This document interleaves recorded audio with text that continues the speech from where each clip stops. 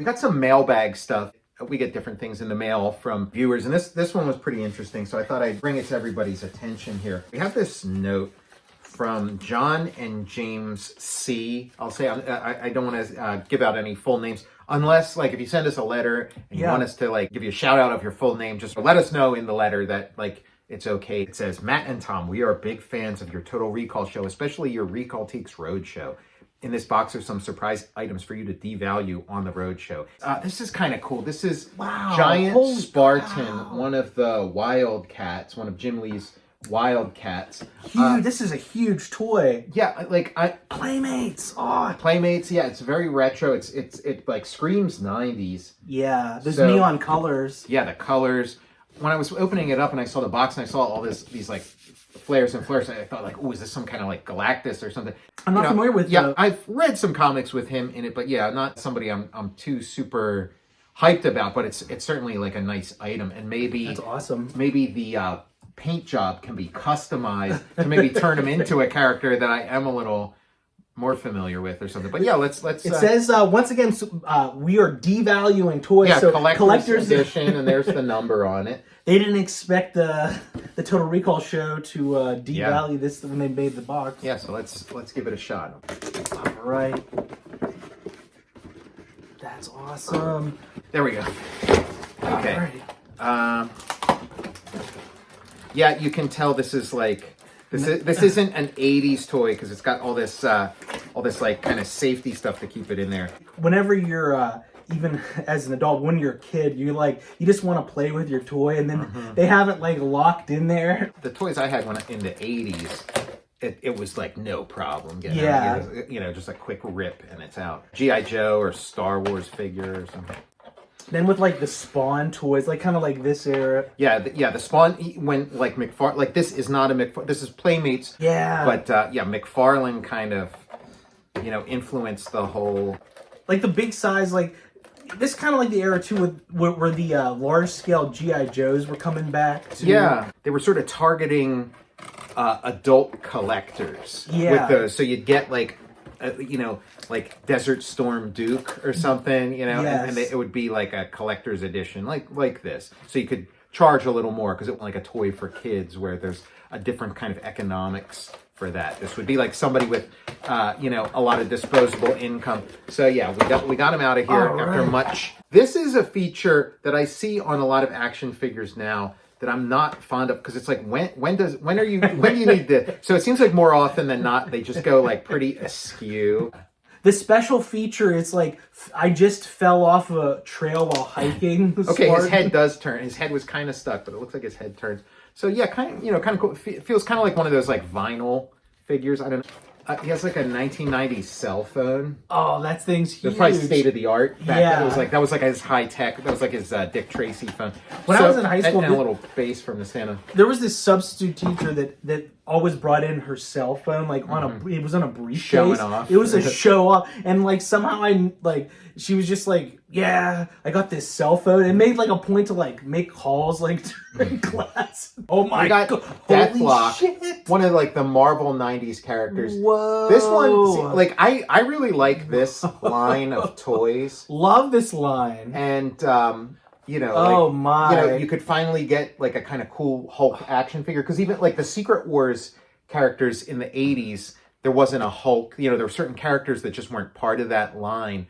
Or Silver Surfer or something, So this is cool, and this is Deathlock. Are you familiar with Deathlock? No. Okay, so he's created by Rich Buckler, who's kind of like an underrated, comics artist, from like sort of 70s, 80s, and very Jack Kirby inspired. Like I'm a huge fan of his, but he created Deathlock, and Deathlock was such a cool kind of.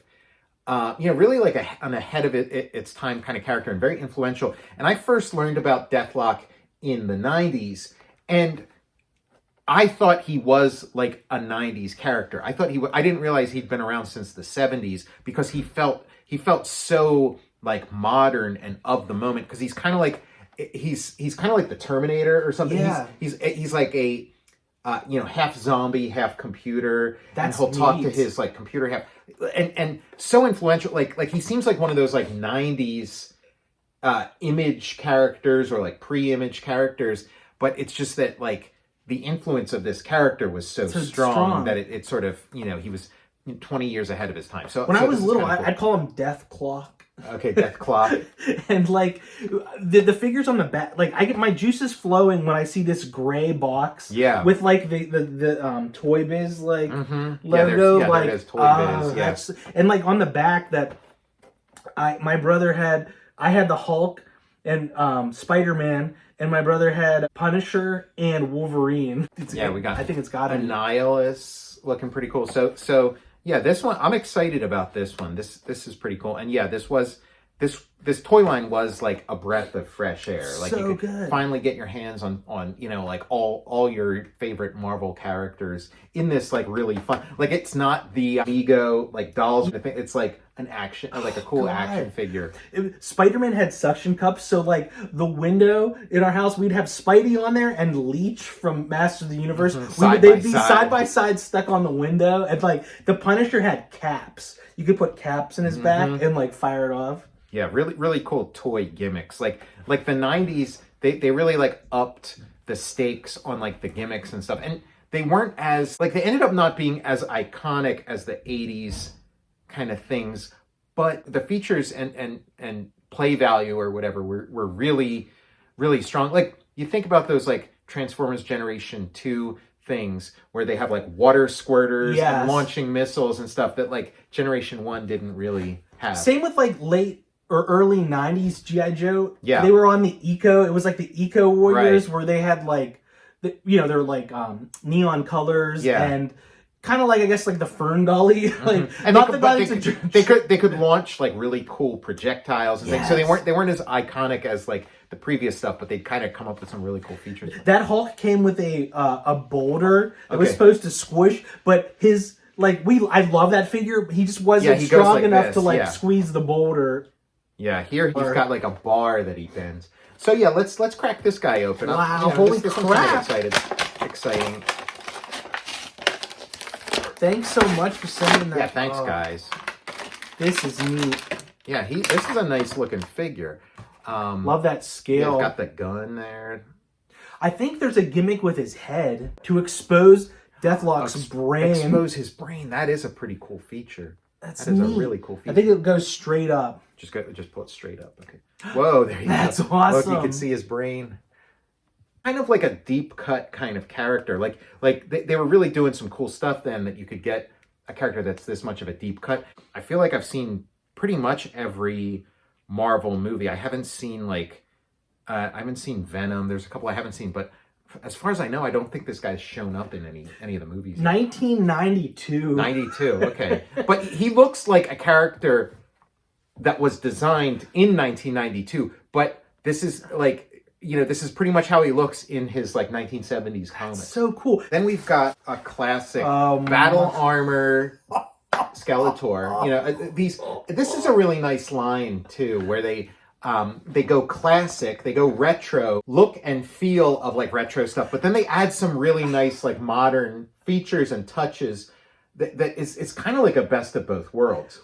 When I was little, this Skeletor, the battle damaged Skeletor, was the only Skeletor I had. Okay, yeah, I had original Skeletor, I had original He-Man, and then, I wanted the battle armor versions when they came out, but it was kind of like, oh, well, you already have a He-Man and a Skeletor, so you can't get one. It was so robust too, and it wouldn't feel like it was ever going to break. Yeah, it was very, and that's what I'm curious how well maintained the mechanism is.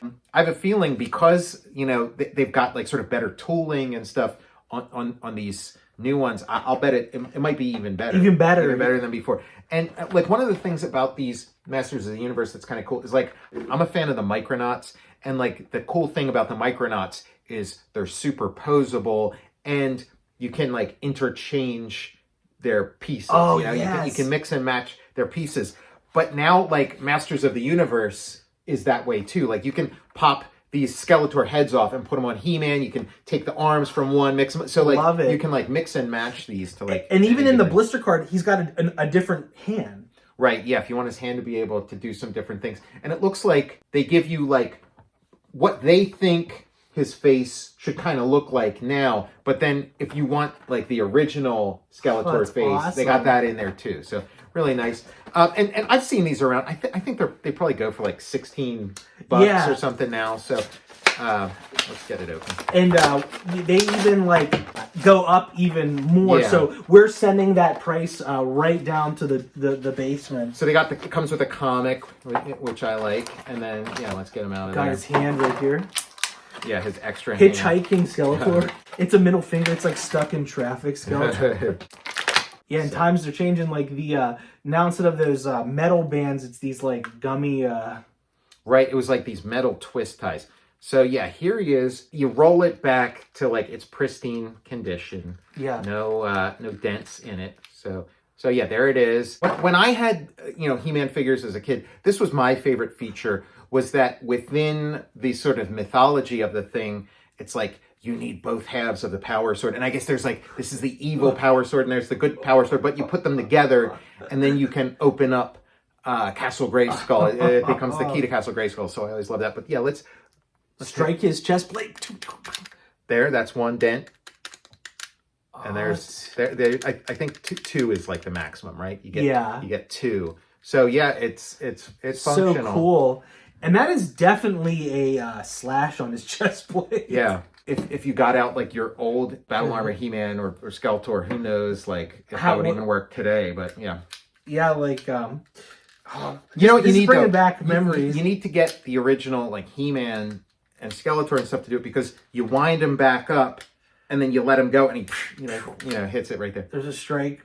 Like this great like pin mechanism where it's like you just like give it a little tap and it would flip. Bam. There's one. Yeah, it's the second slash that's like a little tricky. Yeah, I'm Tom Scioli, author of Jack Kirby, The Epic Life of the King of Comics. I Am Stan, a graphic biography of the legendary Stan Lee, and Jack Kirby's Star Warriors, The Adventures of Adam Starr and the Solar Legion.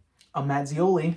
And I'm also hard at work on Witchman, a new superhero comic book that just recently had a successful Kickstarter.